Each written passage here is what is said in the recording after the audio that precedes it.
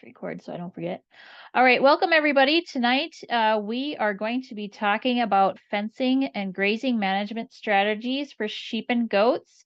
My name is Brenda Miller. I am with the University of Minnesota Extension here in central Minnesota, Todd County, as a livestock production person, and I deal with mainly beef and dairy cattle, but also we have a lot of goats in our area too. So that's where I get to work with Travis and some other wonderful folks in the area. And on our team tonight, we have Travis Hoffman. Travis is our extension sheep specialist for the University of Minnesota and North Dakota State University. We have his colleague Sarah Bedger, and she also works for North Dakota State University. And then we have Troy Salzer. Troy is a local educator up in St. Louis County in the northeast part of Minnesota.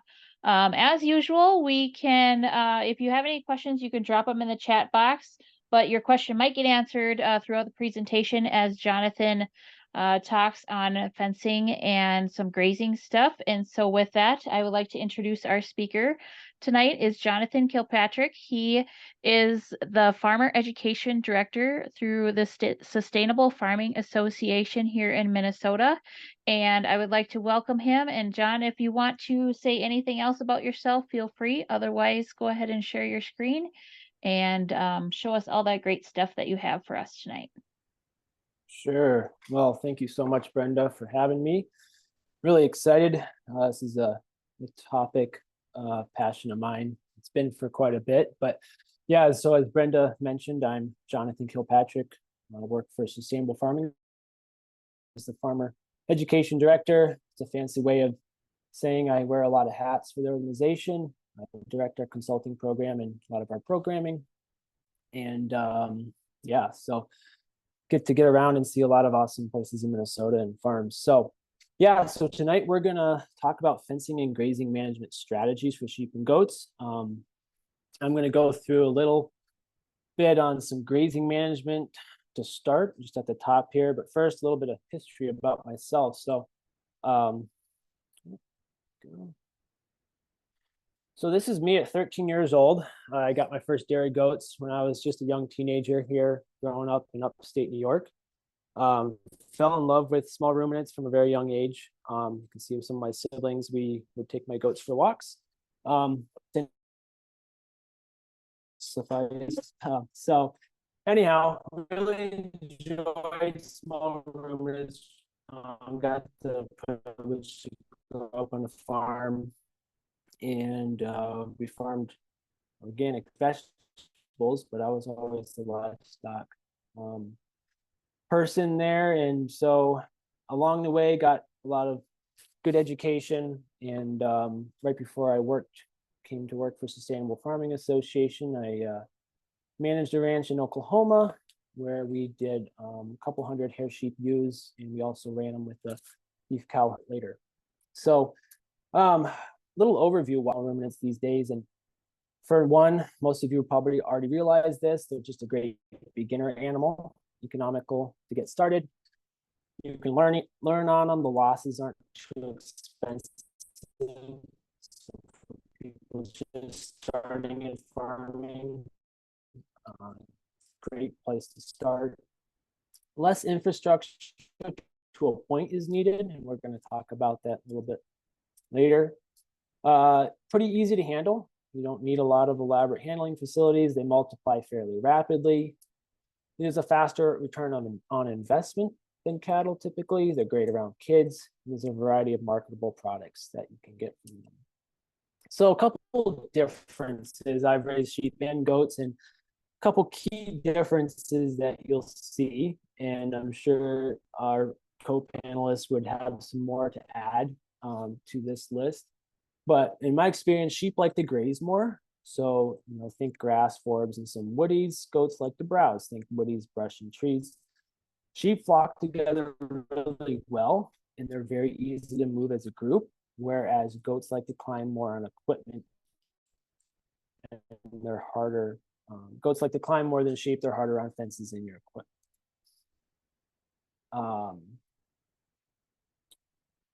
So here's an example. Don't try grazing an orchard with goats. They just do that with sheep. sheep are better on marginal landscapes than cattle. Small ruminants strongly dislike swampy, wet areas. During wet weather, less potential damage to the grass sward. And being more nimble with the lower center of gravity, goats and sheep handle hilly terrain better. So a couple of reasons that I have seen over the years why small ruminant producers get in trouble or maybe have some failures is insufficient infrastructure, typically your fencing. Parasites and predators. So predators can be a part of that fencing, insufficient infrastructure. So it really all boils down to management. And small ruminants are very, they can work very well, but as the manager, you have to be on top of it, and you have to be willing to put sufficient infrastructure in order to contain them and control them where you want them. So a couple of keys for success. So properly prepare your land and infrastructure, source good genetics, find someone who is raising them the way you want to and buy from them. Know your capacity. What are you able to do as a manager? If you are a beginner, don't bite off more than you can chew. If you have a little bit more capacity and experience with animals, you probably can do a lot more, a lot quicker. And so then also know the context of your farm. What are you trying to do? What are the goals? And that's going to be a key for your success there. So a little bit about regenerative or adaptive grazing here before we jump into some more specifics on fencing. So what is regenerative or adaptive grazing? So on the left-hand side, we have a pretty typical continuous grazing, and I realize these are cows in there, not, we're just gonna pretend they're sheep or goats tonight. So pretty typical continuous grazing. You have one water source and a really big pasture, and you see what happens. They have access to the entire space.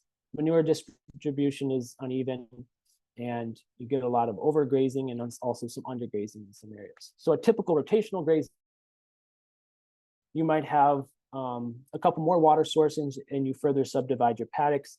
You're going to allow for some rest, but there's still some low-hanging fruit in what we could do as far as our grazing management. So when we're talking adaptive grazing, we're looking at a system where we can vary our paddock size based on the needs, based on the observations of the manager, based on the observations of what the animals need, the time of year, the weather, your goals and objectives. Typically, you have very flexible fencing infrastructure, very flexible watering infrastructure. You're allowing for a very long recovery period in your paddocks. You have much better manure distribution and also much better utilization of your forage, which in the long run allows you to stock higher numbers of animals per acre. So that's a pretty typical overview of adaptive grazing. And so a little terminology here, and I don't want to spend too much time on all these definitions, but I think the things at the bottom is what I want to focus on is overgrazing. So a good working definition, I think, for overgrazing is when we stay too long in a paddock or we come back too soon. And a principle of grazing is that short graze periods improve your animal performance, and you want to try to match your stocking rate and carrying capacity. And how this ties into our discussion tonight is fencing will allow us to do a lot of this stuff, is to control the overgrazing and keep those short graze periods and do it efficiently and in a way that allows the operator to have a quality of life that they can enjoy what they're doing. So adaptive grazing, not a formulaic or prescriptive thing, nature. So we're not looking at a rigid, fixed, or routine system.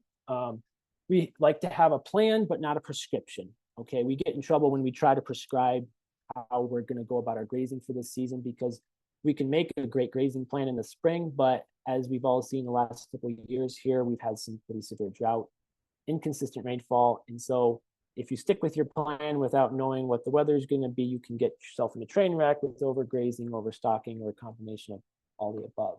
So adaptive grazing, we want to adjust based on your observations. Observations of the forage, rainfall, and the grass and the livestock, most important. We can account for variability, whether in seasons, labor, quality of life, emergencies, health issues, etc. So our goal as a grazer really needs to be to simulate nature. We see here, obviously, herds of bison, antelope, and elk, which have been a lot of the natives here on the prairies. And when we're grazing, whether it's cattle, sheep, or goats, we want to think of how would nature do this and try to mimic that as close as we can. So here's just a couple pictures. Obviously, there are all cattle showing some various stocking densities. If you think back to those pictures of the native herbivores on the landscape, this is probably about as close as you're going to get to with the domesticated cattle. So yeah, a little bit on the impact of grazing here. We want to have short-term disturbances followed by adequate recovery. Grazing is a disruption to the plants in the soil. We have disruptions that can be either positive or negative. Continuous grazing is a chronic or negative disturbance. Acute is adaptive is acute, positive disturbance. So if you think about the herds of bison across the plains, that would have been an acute disturbance to the prairies, followed by a very long recovery period. Number one key that I think to pasture productivity is adequate recovery time. So we see that when we can allow sometimes up to 70 or 80 days, depending on your rainfall, you get really good pasture productivity. We already talked about overgrazing, so I'm just going to skip through this here real quick. This is a typical graphic you'll see talking about, what's going on below the soil surface, why overgrazing is harmful. I'm going to just run through this real quick. Another one here, talking about continuous grazing versus, adaptive grazing or leaving more residue behind. So some of the oopsies I've seen, not providing adequate pasture recovery. So this leads us to our conversation about fencing, right? So in order to accomplish what we want to see on the landscape, in order to keep the livestock where we want to see them, we have to have good fencing. And so what we want to see is that we have to have especially if we're using electric fencing voltage. You're going to need more typically for small ruminants like sheep and goats than cattle. They don't ground as easily. They're not as heavy of an animal as a cow, so they don't ground as well. They typically have wool or long hair. So training is going to be an essential part of this, as is grounding your energizers. We're going to talk a little bit more about that later. Quality components. I've seen a lot of train wrecks because try to cut corners on components for fencing, whether that's electric or non-electric. One thing I've noticed over the years is that goats and sheep would prefer to go through a fence. So keep that in mind when you're designing and building fences. And then ask yourself when you're designing a system what you can sleep well with at night. If you're next to a really busy 2-lane highway, that might be very different than someone who's on a back gravel country road. So think about that. Also, ground your energizer. 8 out of 10 times, the issue with electric fences failing, or why folks will say electric fences don't work, is because of failure to appropriately ground your energizer. And so, talk a little bit about energizers. So the heart and soul of an electric fencing system, we're going to talk about permanent fence a little bit later, but the heart and soul of electric fencing, which is one of the most commonly used fence systems that you'll see, is the energizer. So some keys here is to buy more than you think you need. And going hand in hand with that is forget about measuring using miles. So a lot of fence chargers, energizers, they are rated using miles. Okay, it's pretty inaccurate because I picked up one of my fence energizers the other day and it's got a 1 joule rating. And it said something like 50 miles of fence. And I know for sure, just based on my experience, there's no way that would ever work. So a joule, Joules, joules, is a volume of energy. So in this picture here, we have a SpeedRite 12,000, and that's a 12 joule energizer. So that's just another brand there. So whenever possible, use an AC power source. It's really reliable, much more reliable than solar and battery, which, you can have some cloudy days, which can affect your power. You can have, batteries that go bad. So yeah, use AC if you can. Solar can work well. I have found that the solar kits that you often buy off the shelf, the solar panels aren't sized correctly to the energizer, and you often end up not having enough recharging capacity. So in my opinion, the best 3 brands of energizers on the market right now are Cyclops, SpeedRite, and Gallagher. Cyclops, they've done some tests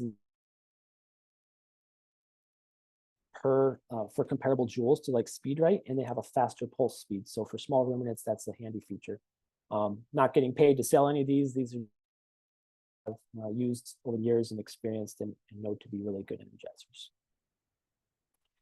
So here's a couple more examples. A coworker on the left, this is a solar setup that he put together himself.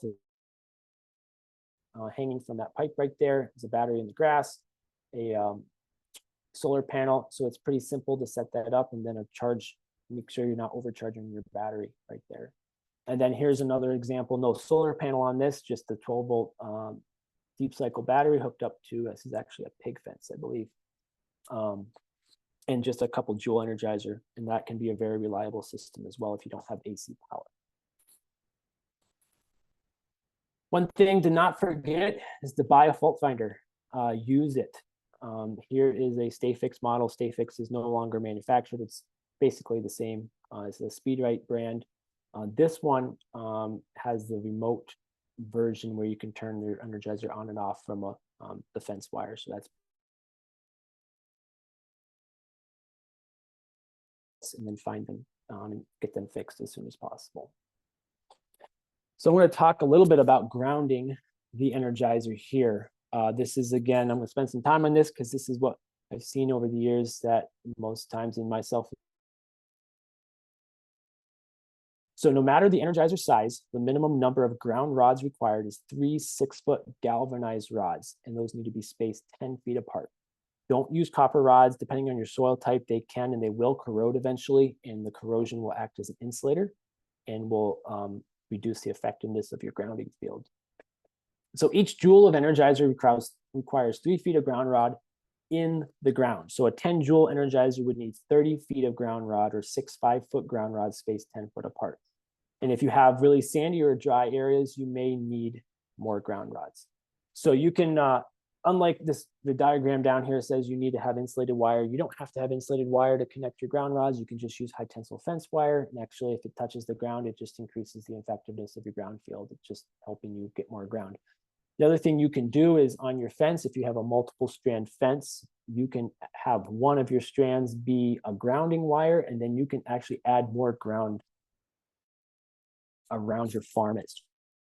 So for example, if you have a pretty large farm in the back, a swampy area, rods out there, and that would help your grounding field. Yeah, so that's basics on grounding. Don't forget to ground your energizer and do it really well, and you'll be very happy. Also, don't forget lightning protection for your energizer. It's really a bad day when you spend $1,000 on an energizer and then have lightning take it out. So it's this little lightning gap is, I think, $9. So take the time to set it up and you'll be very happy that you did. So the other issue I've seen a lot is training. No matter if it's small ruminants or cattle or pigs, we need to train our livestock, especially if we're going to use electric fence. So oftentimes folks don't want to take the time to train. They just want to, throw them out there and, but we need to train. And the reason is because electric fencing is a psychological barrier, right? It's not a physical barrier like this pen that you see here on the slide. So the only reason it works is because the animals respect it and they want to stay away from it because they've had a memorable experience earlier. So the 5 steps here is you need to start with a sturdy corral or pen like you see in the picture. Set up a short run of electric fence inside the pen, similar to what you would use out on the field. And then make sure it's very well grounded and hot. You should be able to easily get it to 9,000 to 10,000 volts. Just introduce the livestock to the corral or the pen. Just let them encounter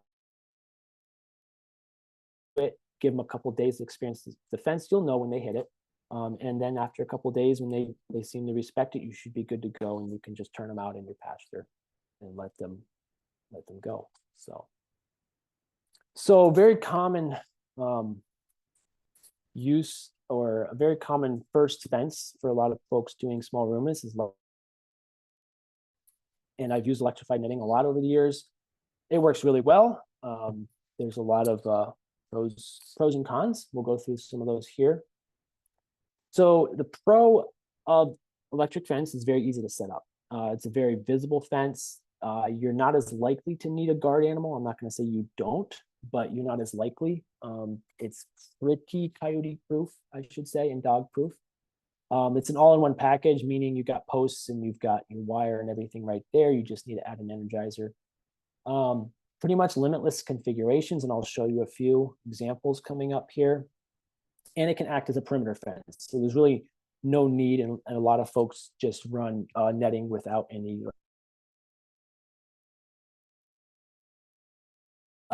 You can, as you can see in the picture, you've got, you know, a pretty self-contained pasture here.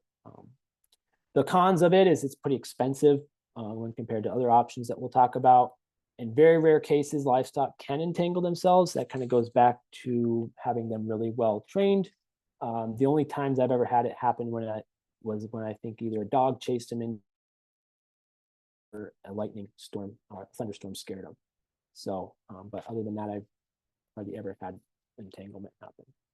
The other downside of electric netting is it's very difficult to use in brushy or wooded areas. So you'll get hung up and tangled on about every stick there. So if you're gonna try to do some brush control, I would probably suggest maybe looking at some other options. You'll get frustrated pretty easily with all the tangles that you'll get. You also want to probably go a step up in the type of energizer, just because you have a lot more conductor here. So get a really good energizer to power this if you're going to use netting. So here's just an example of some sheep here that I was grazing, doing some high stock density grazing with sheep. And you can see I did long, narrow strips. So anytime we want to do more trampling when we're grazing, we're going to use long, narrow strips. If we want to increase our utilization of the forage, we'll go with more circular or square type paddocks. But you can see on the left side there, that was the previous day. You can see how well they trampled the forage, and then the middle where they're at right now. And then you can even see the next day's paddock set up with the netting. So at the top of the hill there's a permanent fence, a woven wire fence that I'm tying my netting to, and then I'm coming down, and you can see right there at the bottom of this picture is another east-west run there that I'm tying into, as well as a water tank. Here's another picture of it. This is a different time of the season. I'm actually doing 2 moves within 1 strip here. So if you look at the top of the picture up there, again, that was the night before they were in there.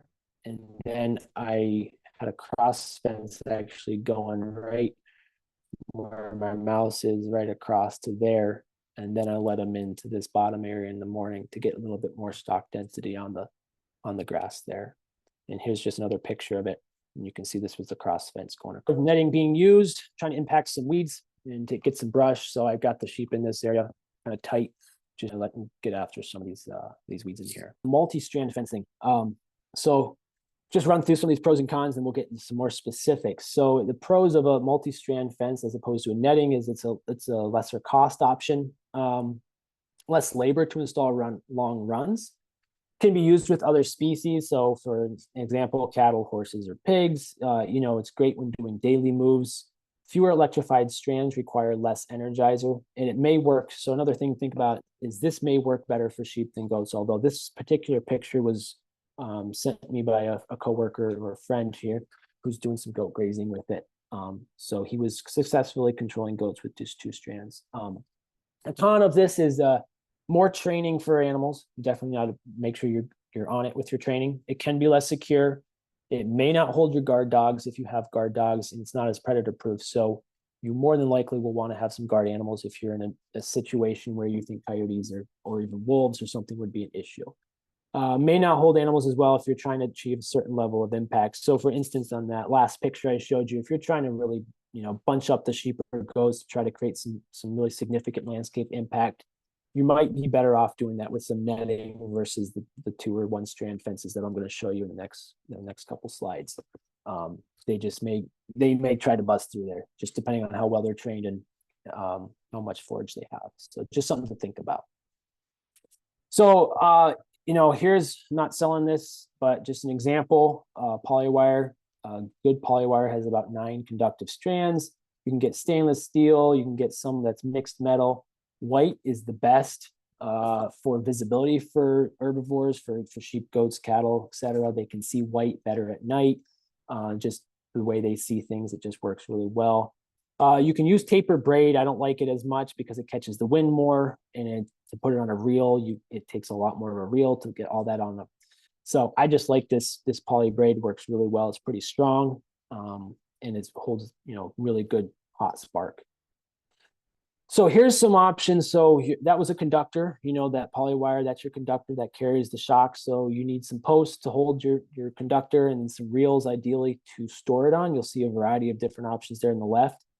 There's some small ones, there's some cheap ones, there's some really expensive ones, there's some geared ones that make winding up and deploying your conductors really easy. Lots of different options. So just I think the best thing to do when you're looking for this stuff is find somebody else who's doing it, try some stuff out, go see what they're using, what other people like. I definitely have my preferences, what I've liked over the years. Then on the right-hand side is some examples of posts. There's some that you can see have a bunch of different clips integrated for different heights of the wires for small ruminants. Some of those are, more set up for cattle, although you can add some more insulators down below to hold the conductor. So lots of different options. And then on the far right, you'll see a fiberglass rod, and I'm going to talk a little bit more about those later in other pictures. So lots of different options out there. So just pick what works for you. And I also have, some suggestions of places to source some stuff coming up here. So here's a picture. This was a ranch in Oklahoma, not far from where I ranched for 4 or 5 years, that they ran 700 ewes behind a single strand of polywire. And I mentioned that fiberglass rod because they had no interior fencing on this ranch. They did everything very portable like this. And you could drive in the fiberglass rod just with a mallet or a post pounder, and then using these O'Brien's posts right here on the 4th clip, they controlled 700 ewes. And that allowed them to be very flexible and adaptive in the way they graze. They also graze cattle. So it allowed them a lot of different options to fence different classes of livestock. It really was a slick system. I will say, if you're going to try to do something like this, obviously we've talked about it, you have to have a really hot fence, and you need to have a really well-grounded energizer, have them really well trained, and you also really need to be on top of it as a manager. If they get hungry, they will start to test the fence a little bit. So you need to be ready to move them when they're ready to move, when they've run out of forage or getting to that point. So, but just another option.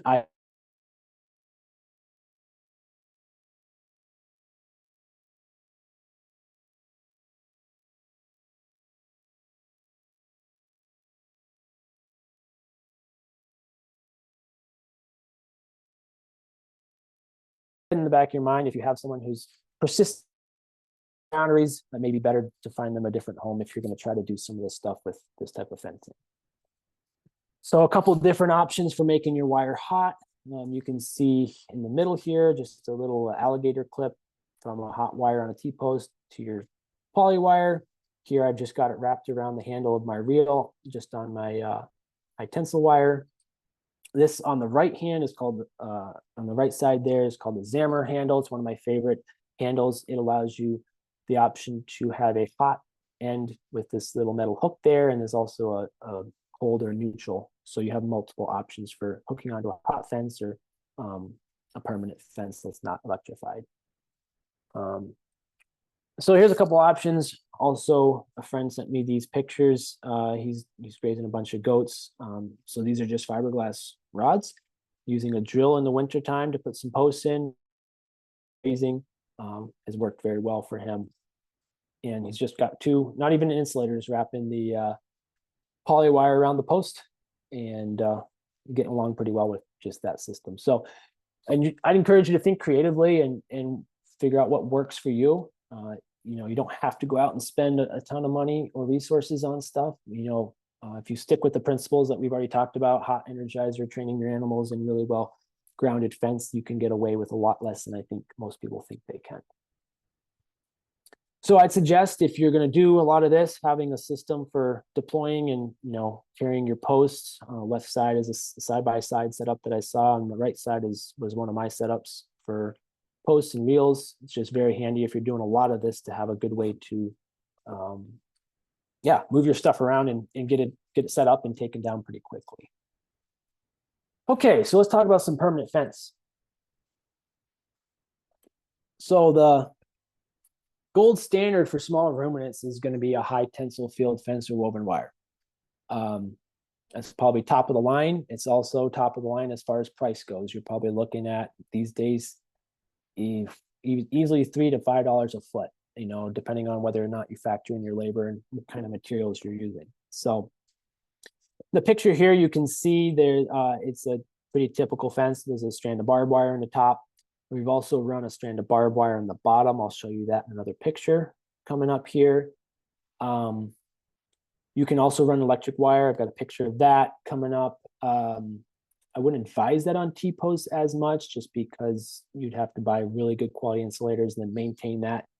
And if that electric wire gets in contact with that T-post, it's a direct ground. So it's something you could do. Just keep in mind there's a potential for more maintenance on that fence down the road, just keeping it hot. So yeah, that is very, very good fence for a boundary perimeter fence, property line, you know, that'll hold animals very well. So here's two more options. That's that same fence. You can see here the blue arrow at the bottom. There's a barbed wire. I like to put a barbed wire a couple inches off the ground, and then you put the start of your woven wire, your high tensile fence, just a couple inches above that. Two reasons. Number one, if and when your fence starts to grow up with you know, weeds or brush, if you don't spray it, you can easily get a chainsaw or something, a saw underneath there to clear out brush. And number two, it keeps, you know, dogs, if you have guard dogs, from digging out, or coyotes from getting in. So I like to do that, and also get you a little higher fence without you know, paying for a higher woven wire. So for a pretty cost-effective option. So here on the right hand side, you can same concept on the top, and that's a wooden post system, not a T-post system. Here is some other options here. Permanent fence on the left hand side, you'll see barbed wire, and you can see the bottom three strands are pretty close together, and I did that intentionally for sheep. I can't remember the spacing I did, but you know, they're a lot closer together, and then I spaced the top three pretty far out, but 6 strands total. I've seen up to 7 on some fences for sheep. I don't love barbed wire as a fence, you know, depending on which region of the country you're in, that's kind of the gold standard. You know, a lot of what you'll see, that's what a lot of people do. So on the right hand side here, you'll see this is a timeless fence post. It's an insulated option, like a fiberglass rod. A lot of people really like them. There's a 5-strand high tensile fence you can see set up on that. So that's a pretty good system right there. Here's another system. This is 6 strands, and this is just a brace actually made out of fiberglass rods. And you can see the little coupling here on the right hand side they use to keep them together. So that's a pretty inexpensive, quick, easy to set up option for an end brace. And I think there's 6 strands of wire on this one, all hot, I think. Here's another option for an offset on an old fence. You can see the barbed wire here. Sometimes if you have a pretty good fence, an old barbed wire, woven wire, it's kind of on that, you know, do I tear it out? Do I keep it? You can just run a couple wires, keep them hot as an offset, and that works really well sometimes.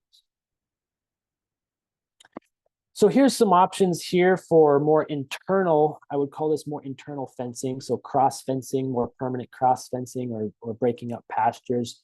Left-hand side, you can see it's a fiberglass rod drilled, and that's a self-insulating rod. So there's no need for an insulator. And you can just use wire to secure your high tensile conductor to that. And there, the wires are spaced 9, 18, and 30 inches. And then on the right side, top wires at 30 and the bottom wires at 12 to 14. So just two different options right there. But those fiberglass rods are really good, work really well, and they last a long time. So I've used quite a few of those over the years. So here's some options on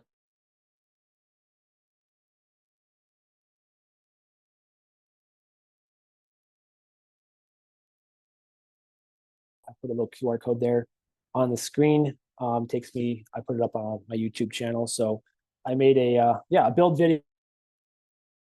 Essentially what it is, it's just those fiberglass rods, again, with a braid, a pretty thick rope, electric rope, 3 strands of it, just drill it out, and then you just use wire loops to secure it and get it really tight. So it works really well. You don't have 3 different handles, everything getting tangled. It keeps it all neat and orderly. So I've liked that system. It's really worked well for me. Okay, so a couple of recommended fencing suppliers. Again, I don't get any kickbacks from promoting these. These are just folks I have purchased from for 20 or so years, and I've really appreciated their customer service. They stand behind their products. They'll also be honest with you. So American Grazing Lands, great place out of Idaho. Premier One Supplies, fabulous company out of Iowa. Ken Cove, it's great. Powerflex, Timeless Fence, TJ's Fencing, they manufacture fiberglass posts, and Livewire Fence Supply out of Nebraska. They all have carry quality equipment, and they also can give you recommendations for depending on the situation you're in. So highly recommend checking those folks out if you need something. Typically, when you're looking for fencing supplies, I go through local stores a lot, and there's a couple things there, but in general, if you're looking for quality, you're going to have to go to a specific fencing supply house, and a lot of it is imported. Some of it's more and more is being made in the United States these days, but a lot of it, especially in the early years of the rotational grazing, was coming from New Zealand. It's a lot of where the cutting edge of the fencing innovation was coming from. So again, just to recap on the electric fences, 2 common reasons that you'll see electric fences fail is lack of proper livestock training in the fence and lack of appropriate energizer grounding. So I just want to make sure I really hit those points pretty hard tonight. Drive that home. Okay, so discussed a little bit about the fencing. So I'm gonna kind of go through a couple more things that I think are important if you're gonna do more of this adaptive, smaller paddock grazing where you may not have shade. Some portable shade may be an option, maybe something you want to think about. I think for wool sheep, it's more important than hair sheep, although all livestock like it, depending on the day. So one thing I really like about shade structures like what you see there on the screen is that you can use it as a tool to direct your animal impact to needed areas. So if you have an area, for example, you'd like to get a little more manure on, or beat back maybe some invasives coming in, or some thistles or something, you can use that shade structure and just park it right over the top of there, give it a couple hot afternoons, and problem may be solved. So I like it for that reason. So yeah, think about that. If you don't have trees in your paddocks and your pastures, providing some portable shade may be something you want to think about doing. Here's a couple other options for shade. Well, the one on the right is the one you just saw, just a different angle. That was just homemade. The one on the left was just welded up, pretty similar, and that side by side could easily pull it. So yeah, shade. Think about shade for your livestock, especially in these hot days in the summer.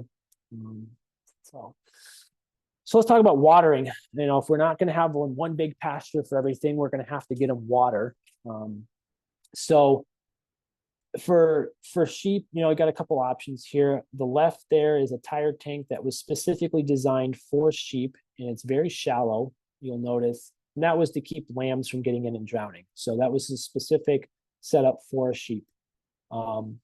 I personally am not a big fan of fixed points. So unless you have a corral or a set of pens, I really like adaptive and flexible options like the other 2 tanks you see in the picture. And those are low enough that sheep and goats can easily drink out of them. You can also use them for cattle.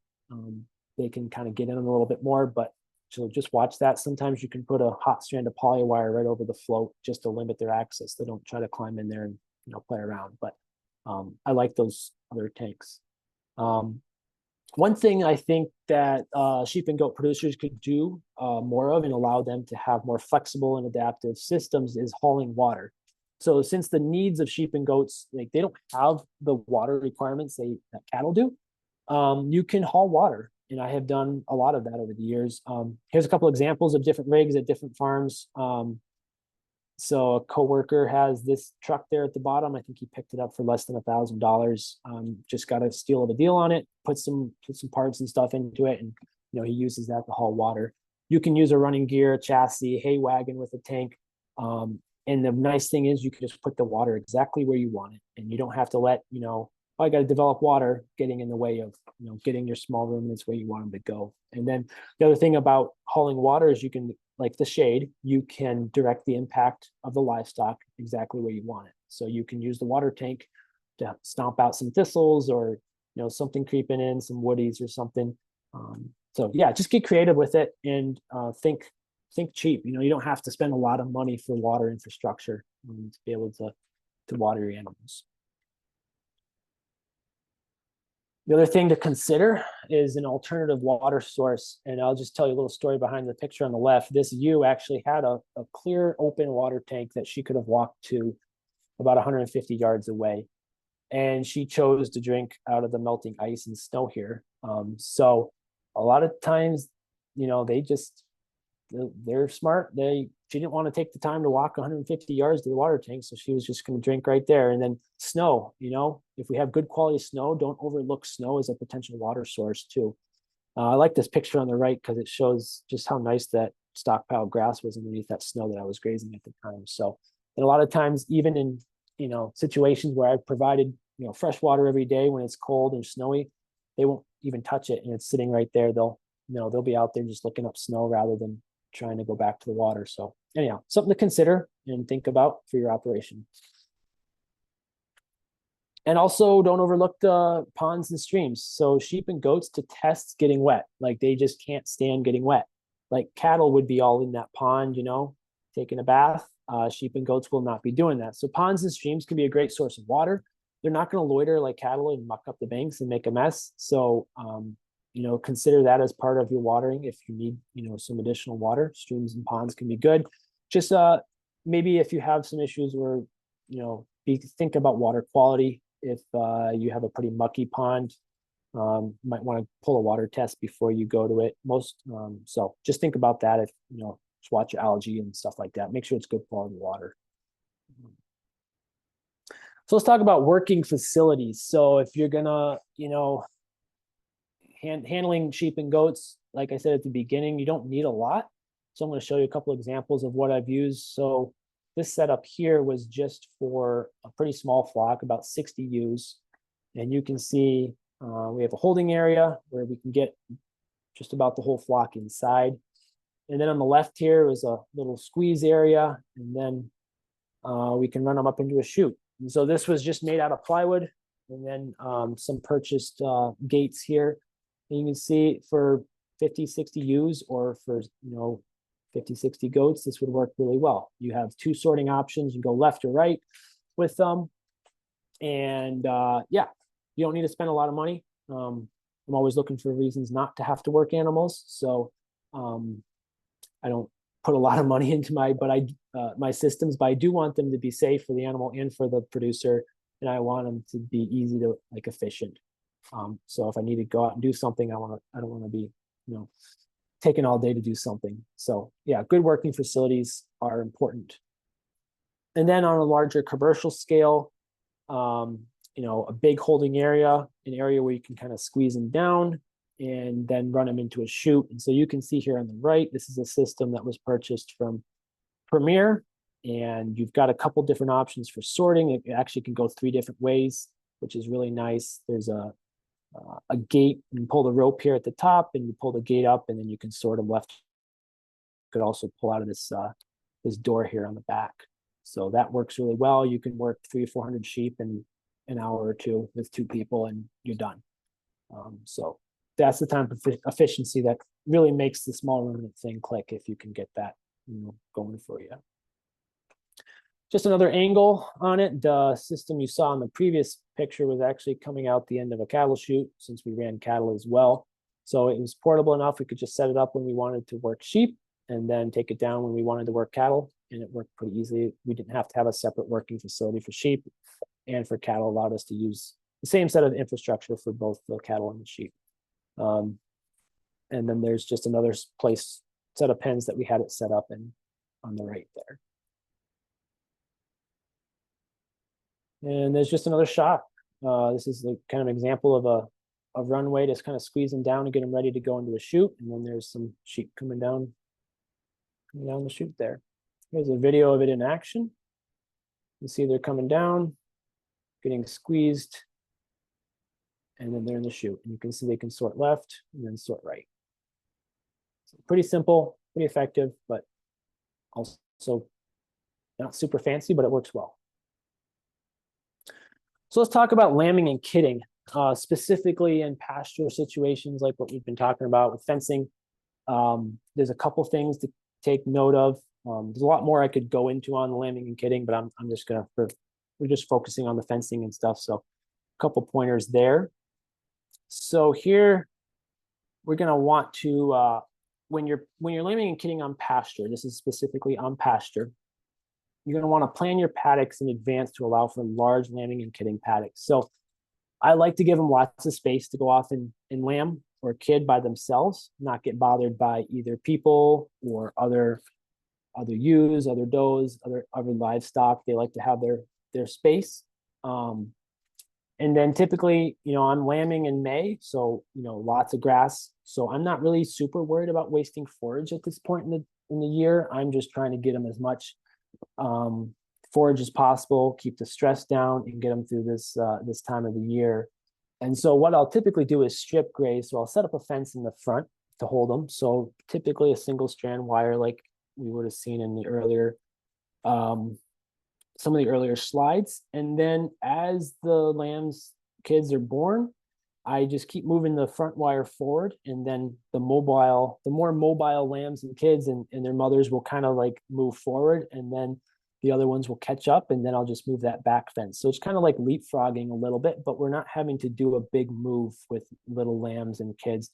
If anybody has ever tried to do that, it's a nightmare. I wouldn't suggest it, and that's why the number one bullet point is to have large lambing and kidding pastures and areas where you can take the flock and they can stay in an area for a very long time and just make slow progress across the pasture. And then I also like to alternate where I do this lambing so that I'm not having the same degree of impact on the same pasture every single year. So I try to switch it up because you will get some overgrazing in those areas. And so I try to limit that to one place per year and then rotate it around the farm. So yeah, I think I got a video here. You can kind of see here just how much area this flock has right now. They're just really all spread out, middle of lambing. So yeah, just give them plenty of space. Don't worry about wasting forage. Typically it's May when grass is going gangbusters anyhow.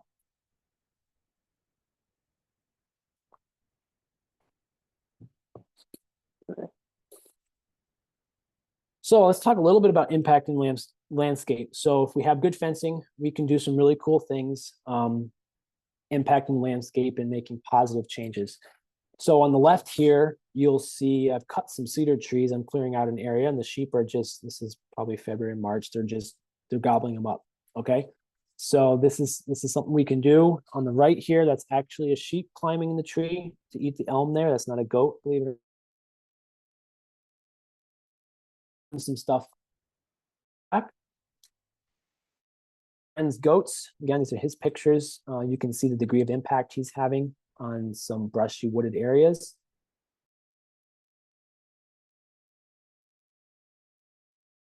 In this picture on the left, the two strands going up through the brush right here. So they're really clearing this area out. It's pretty cool to see that.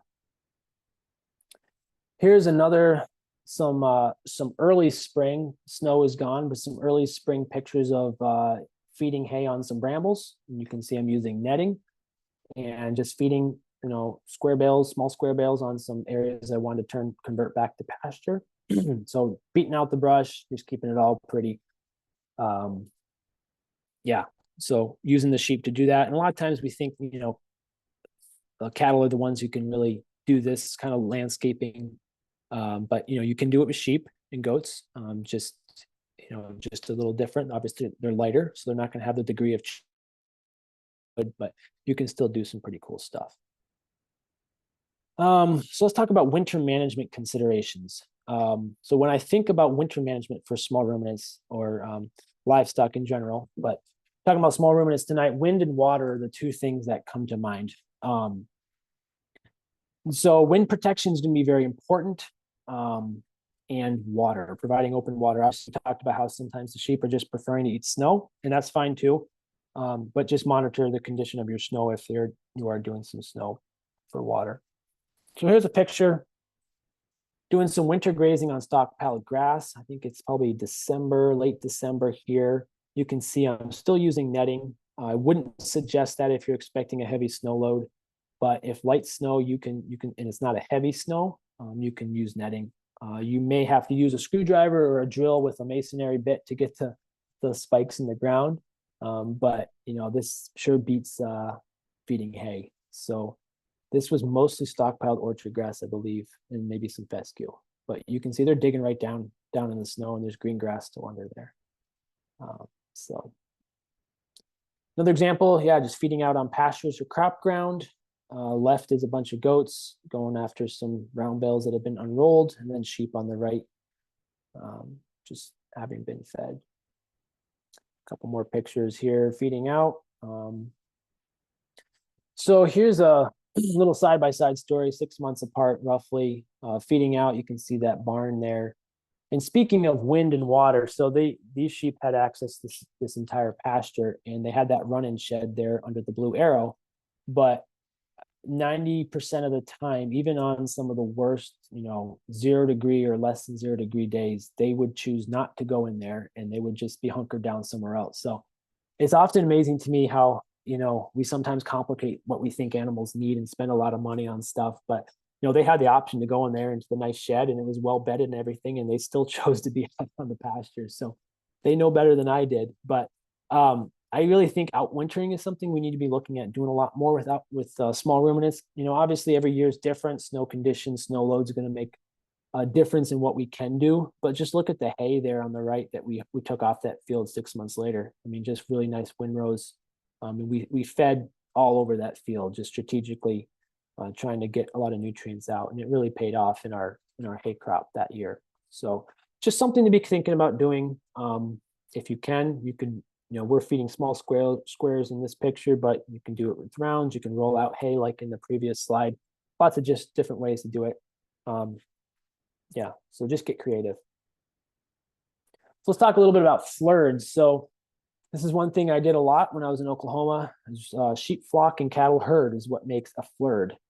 I don't think it's for everybody. It does take a higher degree of management and more observation on the time of the manager. Yeah, but it can work really well if your system is set up for it. I would recommend during lambing or kidding, you separate your cattle and sheep if this is something you want to try to do. Obvious reasons, cattle, can trample. They can be a little careless and trample. So I would definitely separate, let those lambs get a little bit bigger and mobile before you put everybody back together. Depending on the size or the frequency of your rotation, if you're doing a daily or a couple time a week rotation, it can be a really good fit. Sheep can get fussy when they're with cattle. They don't sometimes like to graze stuff that cattle have already been through. So it's, again, one thing you'll just have to observe and use your managerial skills to determine if it's working well or not. Forage quantity and quality can also make a big difference if this is something you should do. Size your paddock. The way I would typically do it is allow the sheep to have more room. They can go under that single strand of polywire on a post a little easier. So I would set up a high polywire so that they could duck under and get ahead of the cattle if they wanted to, but not entirely leave the area. But they're still kind of clustered up, and they could, still acting as a FLIR. So also the class of cattle you're running, it may be a better fit with cow-calf pairs rather than, some stockers or some heifers that might get a little more rowdy. So the other thing too is if you have guardian dogs with your sheep, one of my experiences is that the guardian dogs were so protective of the sheep that they would sometimes chase the cattle away, which wasn't always my favorite thing to see. So something to just keep an eye on, and depending on if you have dogs or not, just kind of monitor that. So I think it's something that FLIRs definitely are something that a lot of people are doing and doing really well. It's not for everybody. You just have to determine what your goals are. If you're really wanting to running pretty efficient operation, don't have a lot of time, it may be a great fit. If you've got more time and separating things out more makes more sense, that might be the best thing for your context. So guardian dogs.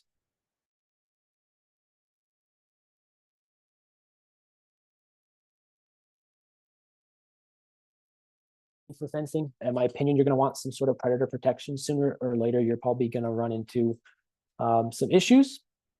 I would try to get a puppy or a pre-trained dog to start rather than an older dog.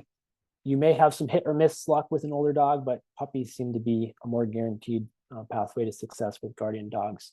Make sure you bond them really well. This is not an exhaustive list. This is just a few pointers, but bond them well with your flock for a couple of weeks. Don't just turn them out there. You probably want to, in a sense, do a training period with your dog and your flock, trying to get them bonded. And the other thing is dogs can be harder to contain than sheep or goats. My experience with guardian dogs is that if I could keep the dogs in, I was definitely keeping the sheep or goats in. So that's one thing to consider, is if you can keep your dogs in, you're probably going to be doing just fine with your sheep or goats. So, pay attention to that with your fencing in your facilities. A couple of pictures of dog feeders. If you're going to run dogs, you want to keep the sheep or the goats out of, or the cattle, depending on what you got, out of the dog feed. Here's a couple examples there.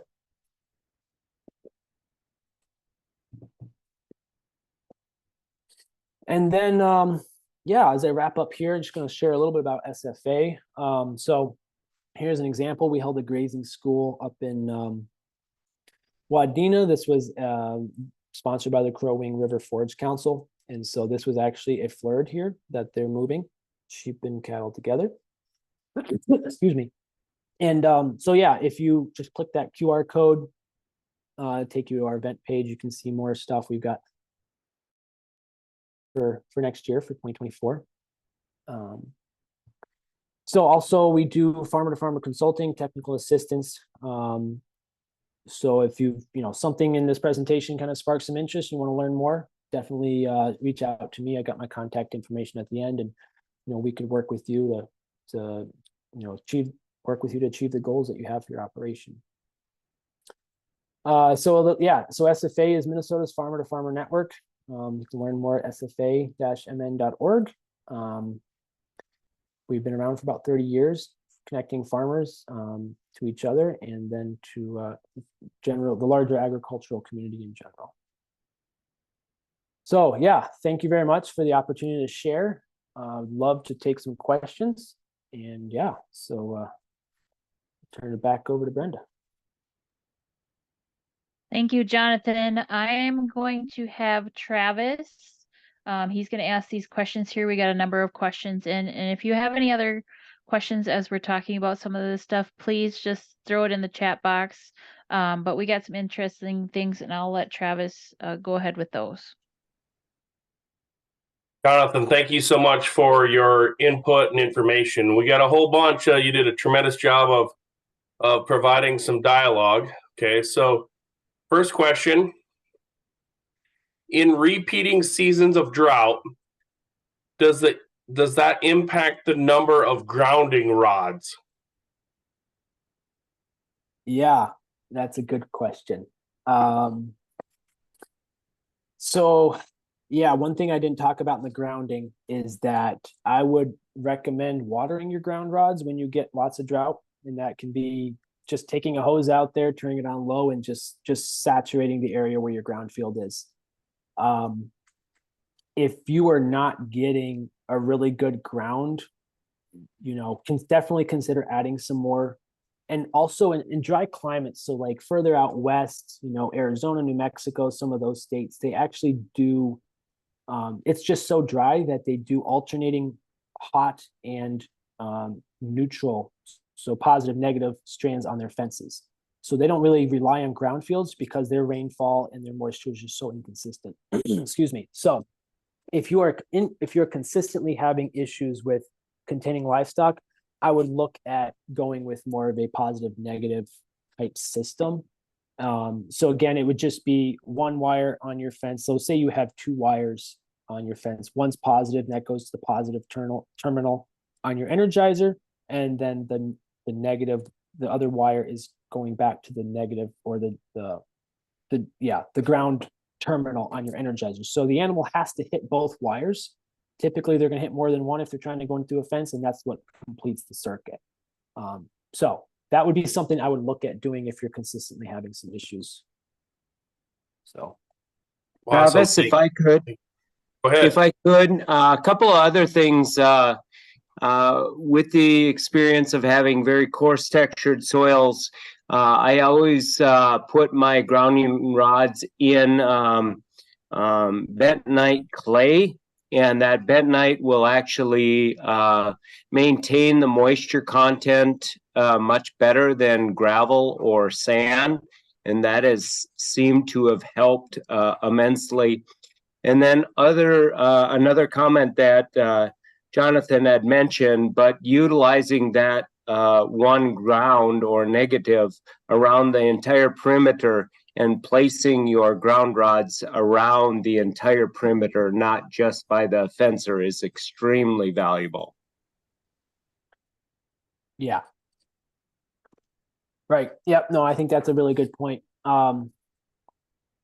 Yeah, just especially on large acreages, just trying to rely on one area for grounding.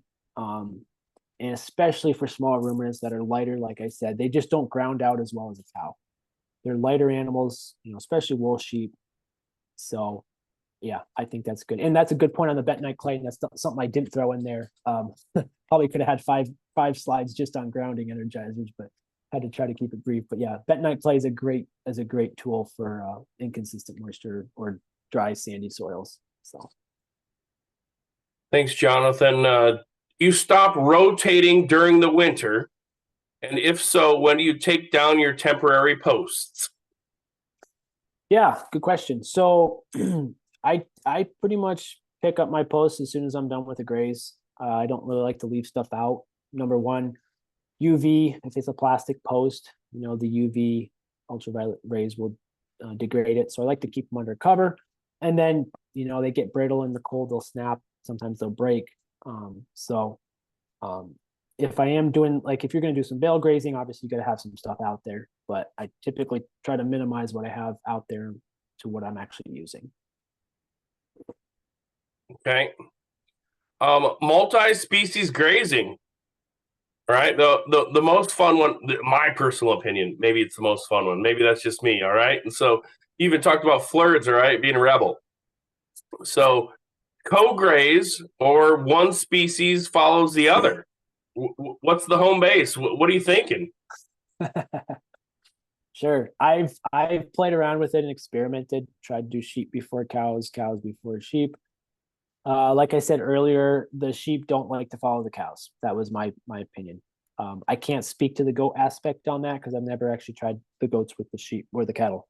I found they did better together, or it was better if the sheep were in front of the cattle. Depending on the class of the cattle, you need to just adjust. When you're running more of an intensive grazing system like that, there's a lot more monitoring and a lot more observation that has to be going on. So it's not just something where you can arbitrarily decide this is how it's going to work. And you really need to be able to adjust pretty quickly. So oftentimes folks will say sheep do not eat what cattle will eat. I don't find that to be 100% true because I've sat there and watched them. And sheep will oftentimes eat a lot of what cows will eat. So if you are grazing your sheep in front of your cattle, you need to take note of what they are eating, and then you're going to have to adjust if your cows are coming behind. It needs to have a good plan of nutrition. You might be able to get by with, some early bred cows that don't have a calf on the side or something like that, depending on your situation, or fall calvers. But yeah, I think it's really just context driven, what the specific farm has. So I don't know if I want to make a call on which is best. I'll just speak to my experience with that. So yeah.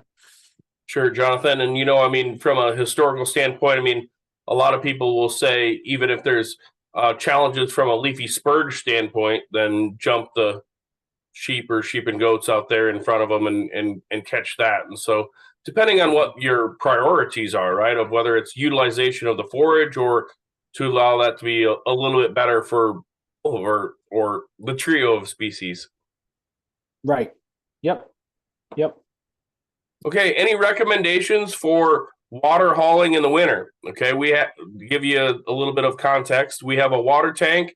We haul around, but when it's freezing out, any thoughts on sufficient isolation or insulation for the tanks to carry over longer into the winter? So the question was, I'm pretty sure it was hauling water, and I'm thinking, are they referring to the tanks in the field or the tanks used to haul the water to the field? So, you know, when it gets so cold, I don't know as far as hauling water out. I mean, I guess if you could park it in a heated building, you'd be good to go. Take it out there, drop it off. You know, the animals can drink. You know, might be able to get away with doing that twice a day and be just fine. Obviously, heated waters are great, or there's some non-electric options out there. Frost-free nose pumps and stuff like that you can use that folks are using in the field. So I would look into some of those. So also overflow tanks are, you know, something.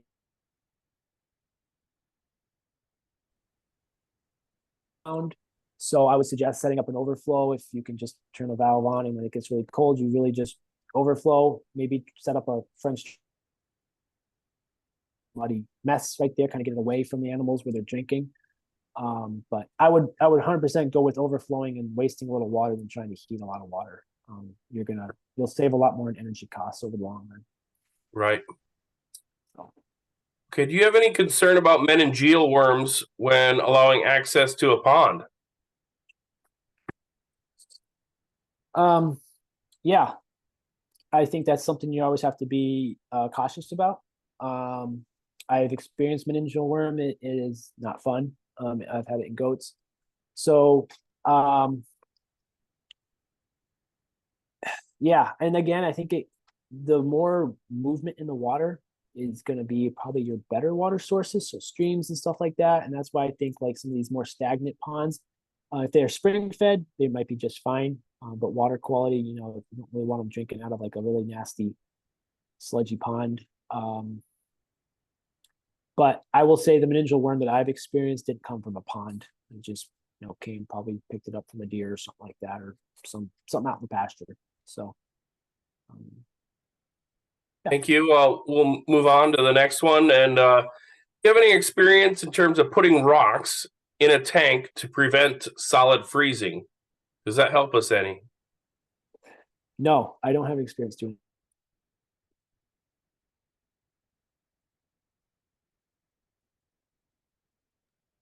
I will say that we have tried basketballs and they seem to work well. And the goats enjoy them. Provides them entertainment then to find the basketball, right?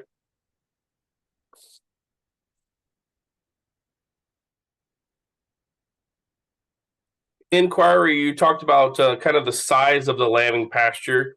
You said that what do we consider kind of a large standpoint for our lambing pastures, or what do you think is kind of an idea, and kind of where should we be in terms of small/large?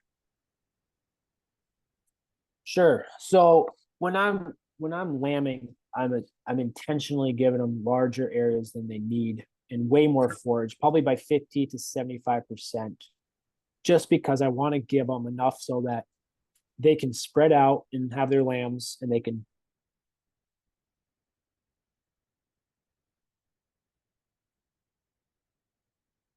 still have some of that happening in the pasture lambing situation.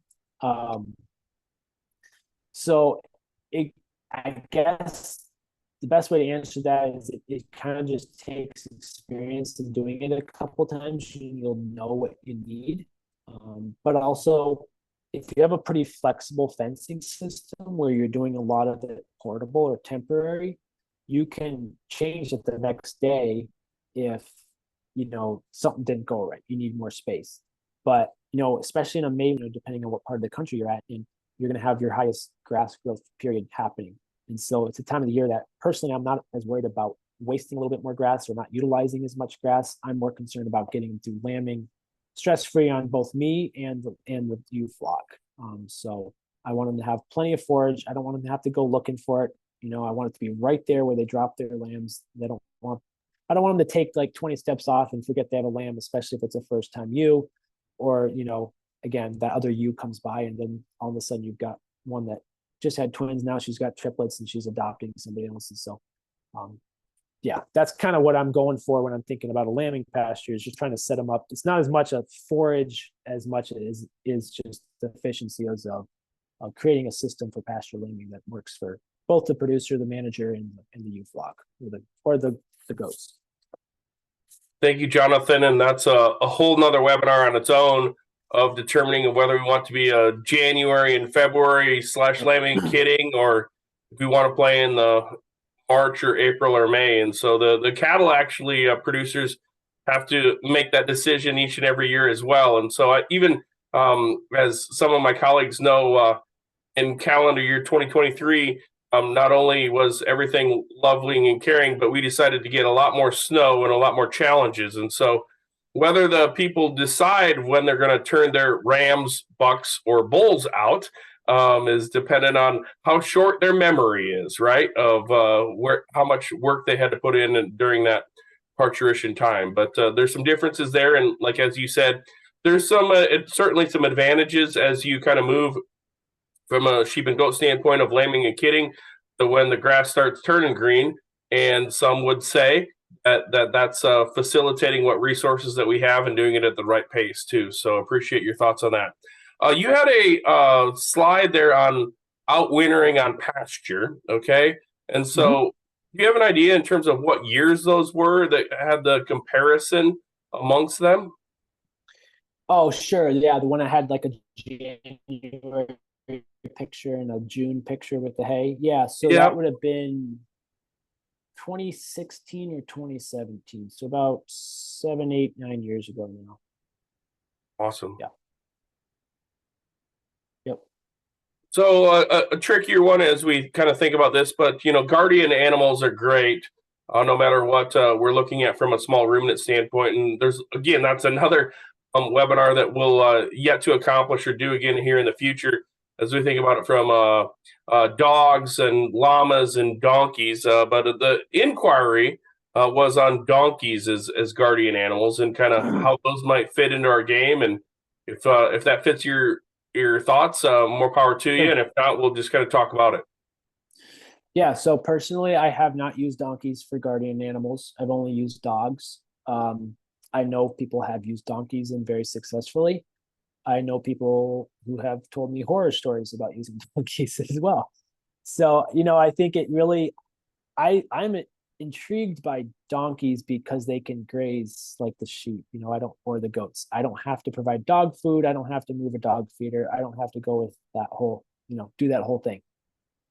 I can just tell you from personal experience, raising sheep in a part of the country where there's a lot of coyote pressure, that we wouldn't have been in the sheep business without our dogs. They're amazing. I found dead coyote carcasses in the pasture with the sheep, as well as other things. Excuse me. So I know they're doing their job. So yeah, I guess I can't really speak to donkeys. I'm intrigued, but I don't know if I have the experience to really give a good opinion on that. So. And we have people from all corners of America, Jonathan. Can you tell people again where home base is for you, just as a reference? Sure. Yeah. Sorry. I think I missed that when I was introducing myself. So home base for me is West Central Minnesota, in Alexandria. And I have farmed and ranched in 6 or 7 different states now. I grew up in upstate New York, worked in Vermont for a while, spent some time in Virginia, Tennessee, and more recently 4 years of ranching in Oklahoma before coming to work for SFA. So.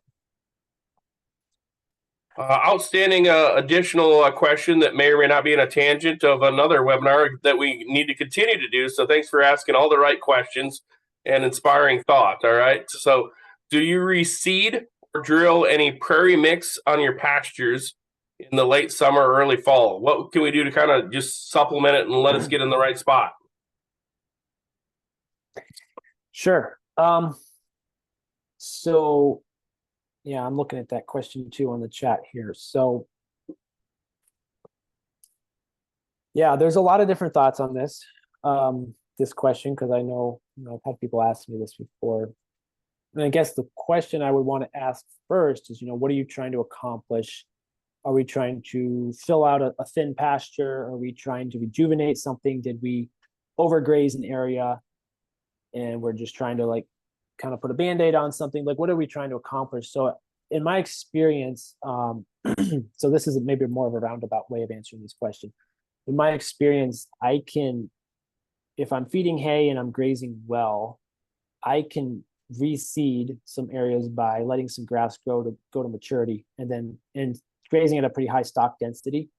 And you're accomplishing, grazing event, plus you're also reseeding a pasture. And it's cheaper than running a drill over there with a tractor and all this stuff.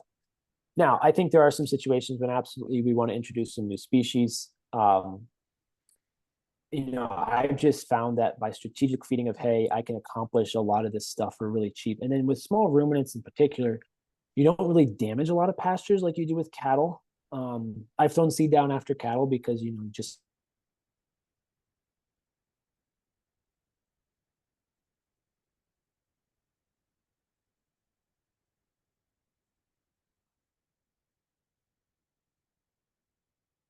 yeah, I would love to know more about the situation with the question to be able to probably give a better answer, like the context of what we're trying to accomplish and all that. So I feel like probably my answer isn't really that great right now, but those are my thoughts. I'm always looking for a way to look at the livestock and what can they do and how can I adapt my management to help the livestock, or let the livestock help me do the work I'm trying to do, rather than going and jumping on a tractor and spending money to, plant some seed and all that.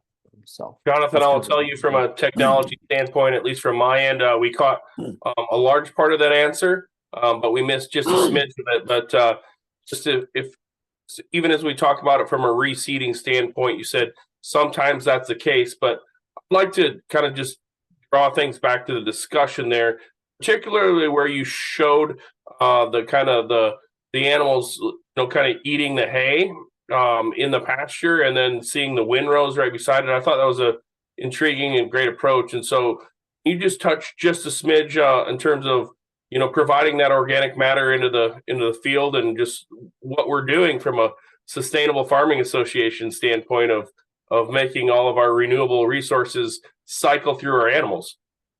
Sure. Yeah. So in that situation, obviously outwintering, one of the things I love about outwintering, or one of the things I love about this part of the country, is that we get 4 to 6 months of free concrete, right? So we can put animals out on pastures without getting a lot of damage. So in my experience, like I think in some of those slides, the livestock had access to sheds, they had access to barns. They chose to be out on the pasture, so that tells me that's where they want to be. So yeah, spreading your nutrients around. We fed out on that pasture, then 6 months later we're pulling hay off that pasture, and then we're feeding it back out. So there's a complete cycle of nutrients happening right there. We're not having to really import a lot at all, and allowing the livestock to do the work for us. So and then we don't have to haul manure. We're not hauling manure out, we're not bedding. So I think with some wind breaks and some water, there's a lot of outwintering that can be done. And some years, like last winter here in Minnesota, we had quite some substantial snow. So outwintering might not have been the greatest. It might not have been the greatest winter, or you might not have been able to be out there all winter. So those are things you need to think about, depending on where you're at, what part of the country and stuff. Who knows what's going to be like this winter? We could have a really mild winter, and you could be out there all winter with no issues. I do know of a farmer not too far from me who winters his cattle and sheep together, and he found that even last winter, with the insane amounts of snow we had here, the cattle kind of packed the snow down for the sheep, and they worked well together. So that's an option too. Running your cattle and sheep together in the winter. So yeah, hope that answers that question. Oh, more than preferred, even better. All right.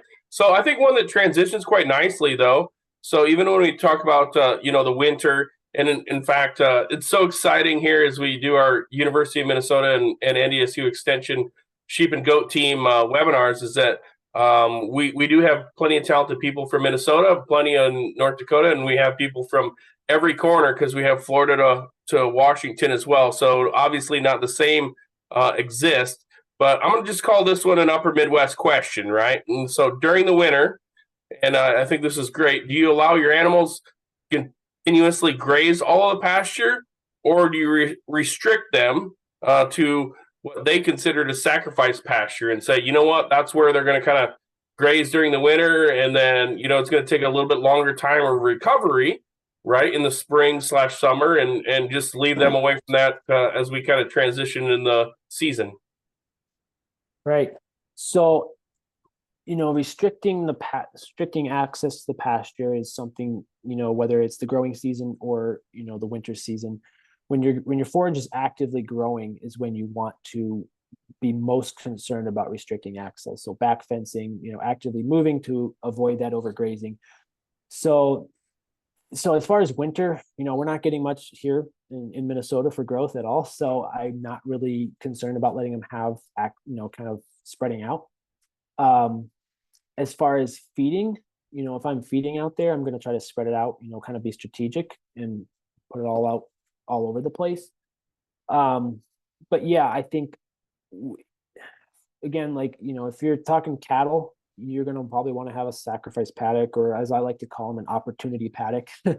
You can do some cool stuff, plant some, throw a cover crop in there or something if it's, they make a muddy mess. But sheep and goats, they're light enough. They don't, unless you have a lot of them in a small area, you're not going to really get that level of degradation. So I guess I'm not concerned about it. And then when the grass starts growing again, pen them up or get them in a tight area and then turn them back out is what I would do. Awesome. Thank you. That was great advice. Okay. Exciting question. Again, you have access to these, so I'm hopefully tackling them so you get the chance. A colleague says that they are organic farmers and ranchers. What are your recommendations on pasture fertilization? We do spread manure on our sandy soil. Any parasite concerns? Just kind of what are your thoughts, just as we kind of think about it from a holistic standpoint? Sure. Yeah, so I'm going to actually tackle that parasite question first, and then I'm going to get to the fertilization. So I was managing a farm once. I took over management, and there was a sizable sheep flock. A lot of the pictures came from this farm when I was managing there, and I was kind of told, well, you got to worm those sheep. You got to worm those sheep. And me being a little bit younger than I was, maybe a little bit more headstrong, I was bound and determined that I was going to prove everybody wrong, that I didn't have to worm. So, and lo and behold, I didn't have to. So what I did as far as parasite concern, and we didn't really talk about parasites, and I had to pull slides from another presentation, and it's like, oh, there's so much good stuff I could have talked about, but we would have been here till midnight or longer. So it's probably better that we didn't. But so parasites, yeah, it would be fun to do a webinar just on parasites, because there's more I can learn as well. But the three keys I found with small ruminants and parasite is long recovery periods in your pastures, rotating. If you're making your own hay, like you saw in some of those slides, I would rotate which pastures I hayed every year. And it's a good thing from a soil health and a disturbance perspective. Haying is a disturbance on the pasture. It's different than grazing.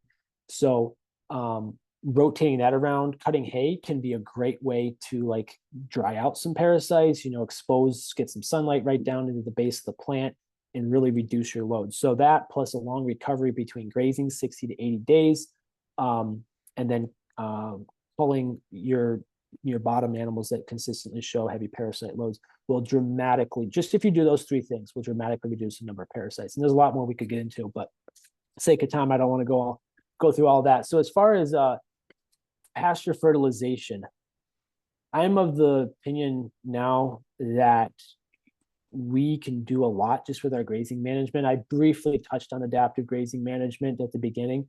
We could do more there in the future, but from just an adaptive grazing standpoint, if you get those animals, bunched up and you're moving every day or every couple of days and you're getting that stock density up there, you're going to do a lot more for a lot cheaper. Management, in my opinion, is always cheaper. Changing management is cheaper. Obviously, it requires a little more time on your part than going and buying inputs and still doing management. So I would always attack it from a management perspective. Get the good quality fencing equipment to do those everyday moves or whatever you need to do, and get that stock density up there and get the animals, cycling nutrients, and you're gonna have your pastures explode, especially when you can factor in a longer recovery time. So that would be my short answer to a pretty complex question there. Oh, thank you, Jonathan. And in fact, I mean, we tasked you with grazing and fencing. So, and you've done a tremendous job of that. I will tell those that are watching this or will watch this in the future is that we do have Dr. Scott Bowdridge did a great job in terms of parasite management. And so that is actually one of the hugest, in my personal opinion, issues for our small ruminants on sheep and goats. Not so much now in November, all right? And as we move through it because of the life cycle of the parasites, but a huge thing in terms of profitability and thriftiness of our animals. And so we've confronted that, and I welcome all of our people to go to our YouTube channel on the University of Minnesota Sheep and Goat team. So just a quick shout out to us to say, you know, we've tried to do that and answer that question for you. And we're going to focus back on what you're best at here, Jonathan. What is your recommended fencing for goats in buckthorn? Good question. So, you know, for beginners, you know, that electric netting is just fabulous. Although, like I talked about earlier, if you're in the woods and you're in brushy areas, it can be very difficult to manage that electric netting just because it tries to snag on everything. So I would probably recommend if you're in a woods or a brushy area, you go with a couple strands of polywire, make sure they're really well trained. Or if you're looking for a more permanent option, set up some high tensile. But it sounds like if you're just doing like a one-time buckthorn, removal or grazing, and then you're going to come back a couple years later and do it again, you probably want a more temporary option. So a couple strands of polywire, really hot with well-trained animals, I think you'll have a better chance of success with that in the woods than with netting.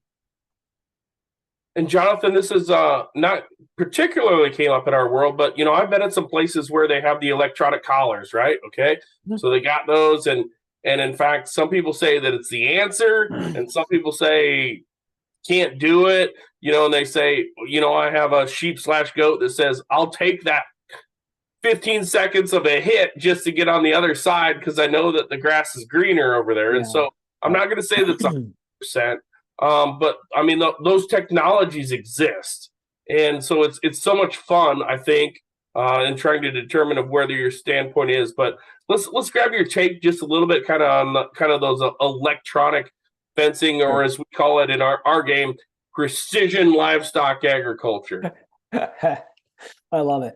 So I personally have not used the collars yet. I would like to get my hands on a few in the next couple of years and try that. I do know some people fairly well. I have some coworkers that have done extensive work with them on cattle. So the technology is emerging. It's new. It's still coming out. Some companies are better than others. I believe the company that has probably the most advanced sheep and goat collar, since that's what we're talking about tonight, is No Fence.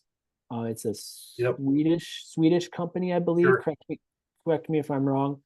I have, some colleagues, some acquaintances that are, quite familiar, have used it quite a bit, and they're having tremendous success with it. So obviously downside is it's very pricey, it's expensive. But as with all new technologies, the cost will hopefully come down as time goes on.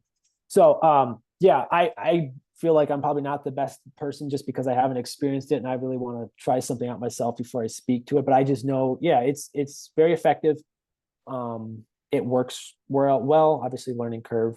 But it also, I wouldn't view it as a replacement for, permanent fencing. I think it's a tool in the toolbox to be used in conjunction, but especially at this stage of development and rollout, I wouldn't want to be relying on it unless you feel very comfortable that you are in the middle of, nowhere. And, if your sheep and goats go through the virtual fence, you're not gonna eat the neighbor's flowers. So right. And the people that I work with on that, I mean, some animals are going to take the leap of faith. How do I describe that, right?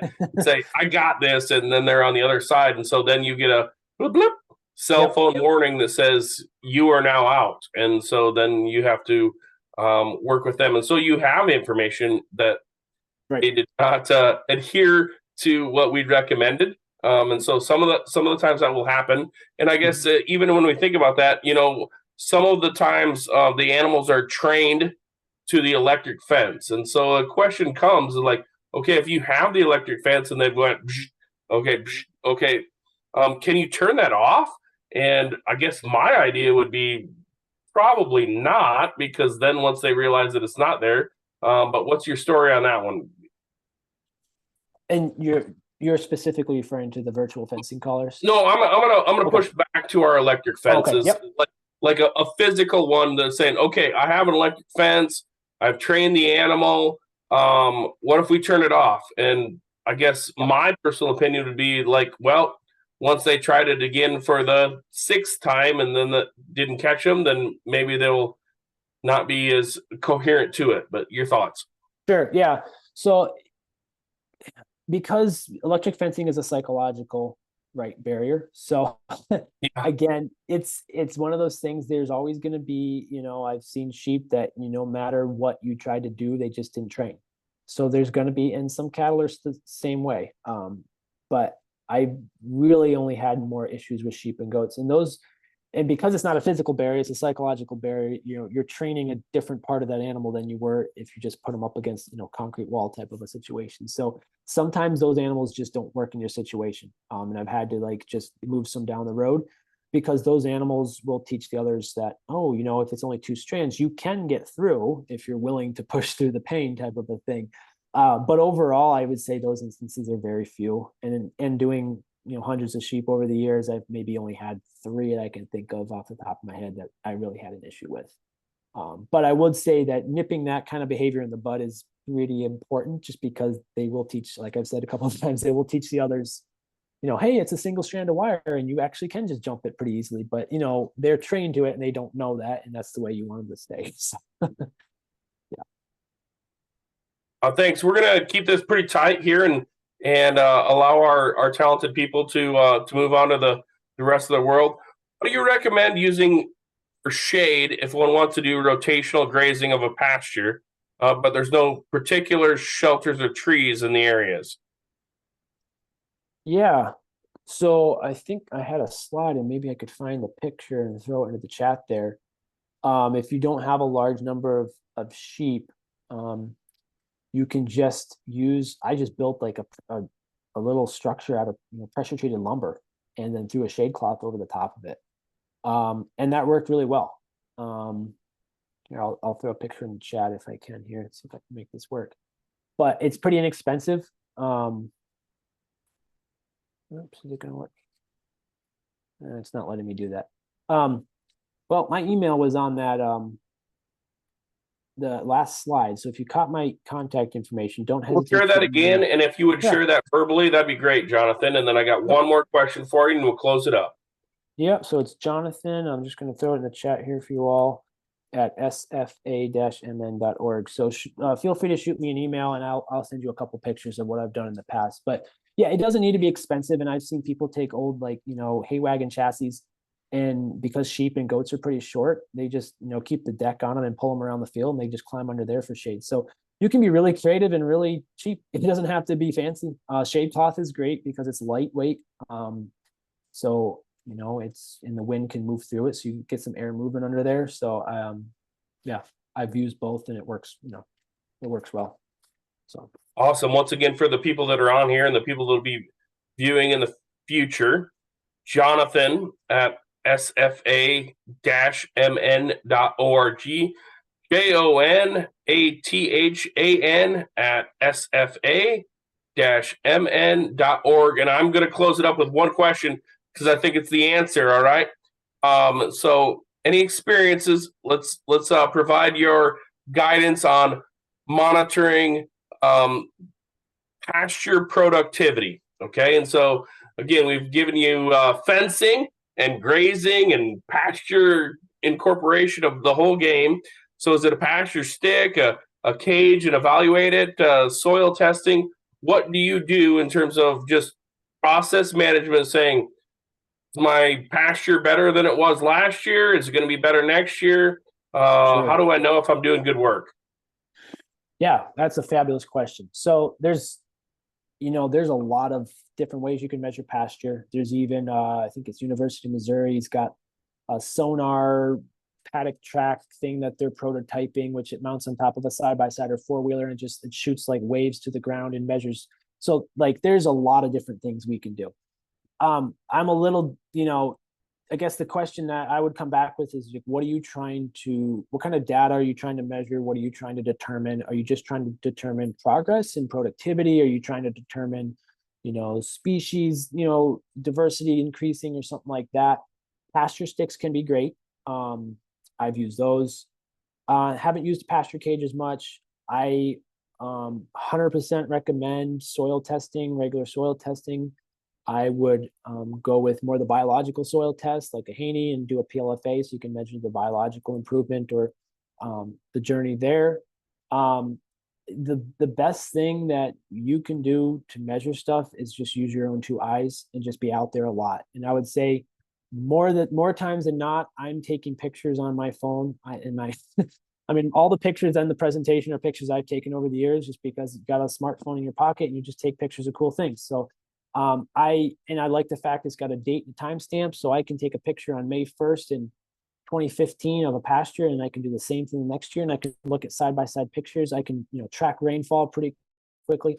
So there's just so much you can do. I've also used a grazing chart. I'm a big fan of a grazing chart, more for a record keeping more than a forecasting. I find it much more difficult to forecast using a grazing chart than just keeping track of what you've actually done. So I don't know, I could probably go on for a long time about all this stuff, but I would say the number one thing you can do is just be out there in your pastures, walking through the pastures, boots in the ground, eyes looking down, just seeing what you have, take pictures, use a pasture stick, and you'll come up with a style that works for you, really. Everybody's different in the way they do it, I guess. So. Outstanding, Jonathan. I'm going to pass it to our talented colleague, Brenda. Thanks, Travis, and thank you, Jonathan. We really appreciate your time tonight and all of your knowledge. And I think that you gave us some things that we might talk about in future webinars, and maybe we'll hear from you again too, maybe next year. So again, I appreciate everybody who joined us tonight. We had some really awesome things that we talked about, some really great questions, some really interesting things. And I hope you join us on our next webinar, which we will let you know when it is, because we don't quite know. We have to finish getting speakers, but Travis will. We'll be in January with a wool function, and in February with a lamb and goat export function. There you go. But we'll send out some information once we have all that stuff nailed down. But again, thank you for joining us. We are driven to discover here at the University of Minnesota, and we appreciate all of our folks who help us out at NDSU as well. Thank you and have a great night.